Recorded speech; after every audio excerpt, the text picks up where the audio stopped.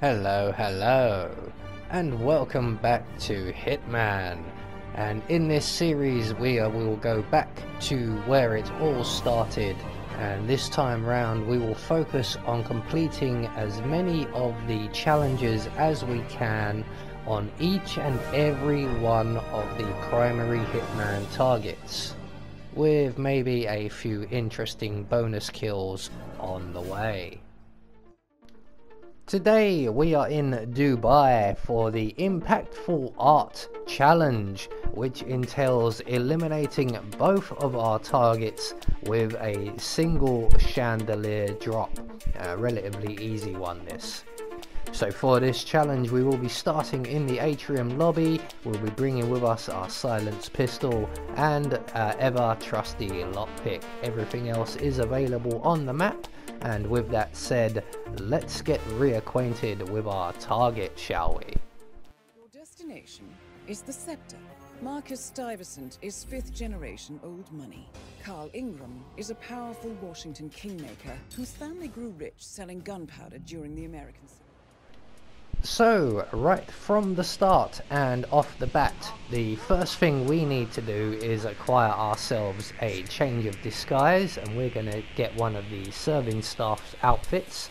So we're going to head up to the atrium and around to the left, and we're heading for the black and gold bar, or the rear of the black and gold bar, the storeroom behind it, where we will find one serving staff completely isolated and alone. So if the bar lady has her back to us like she did, we can make our way straight behind the bar into the storage room, and as soon as the server in here has his back to us, we can sneak up behind him, render him unconscious. We're going to hide his body in the closet provided, or the wardrobe or cabinet, whatever you want to call it. We're going to take his outfit, and we can now make our way halfway up the building. So we're going to exit the storeroom, up the corridor stairs, and up above the art installation area, the tech area.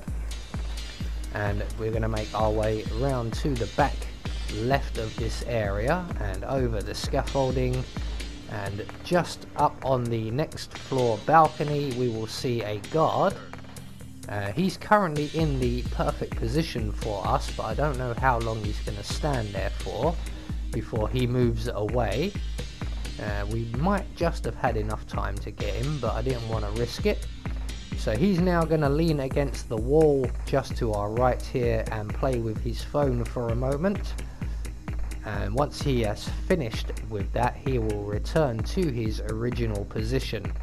And at that point we can then jump over the fence just above us, a little bit like this. There we go.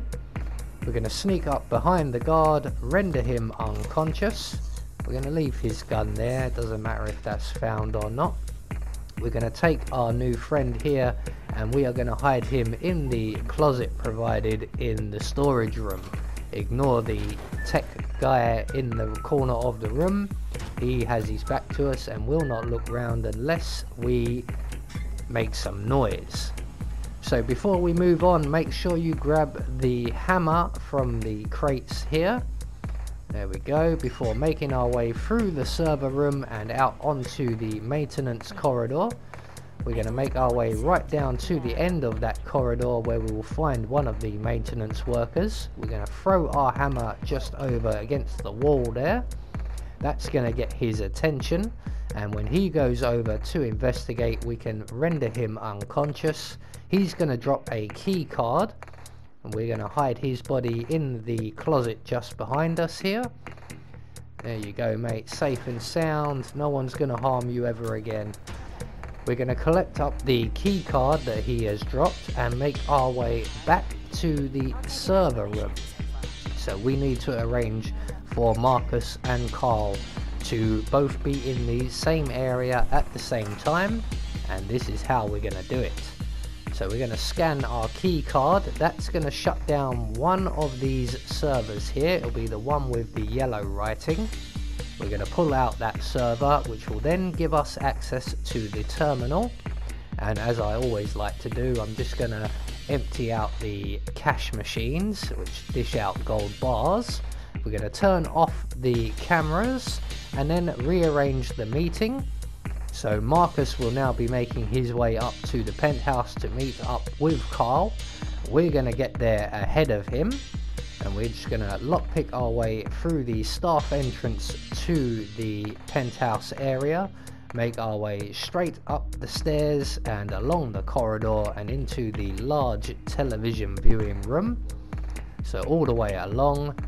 Be aware there is one enforcer guard in this area, so we're going to make our way behind the TV unit and crouch down while we wait for Marcus to arrive. Carl is already in attendance as he did not have quite so far to go. Once Marcus has arrived, Carl will dismiss all of the guards and we're going to head out the front of the area here, and in a moment Lucas will tell us that we're far enough away, but you don't have to wait for him. As soon as Marcus and Carl start moving, we can turn round, make our way back into the area, and we're just going to wait here for Lucas to activate the console directly in front of us, and we can then initiate the lockdown in the room. The TV will come on and Lucas will address our two targets, and they will both stand underneath the chandelier that you can just see a few of the spikes of at the top of the screen there. Hello Lucas, you're looking good. TV suits you well. So Carl has just moved into position. Marcus will move into position as well. We're going to pull out our silenced pistol and shoot down the chandelier on top of them.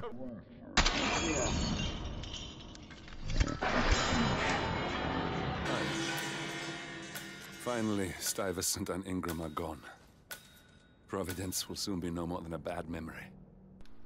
So that will get you the impactful art challenge. We're just going to lift the lockdown protocol and make our way to the nearest exit, which will be, in this situation, the parachute exit out on the balcony area.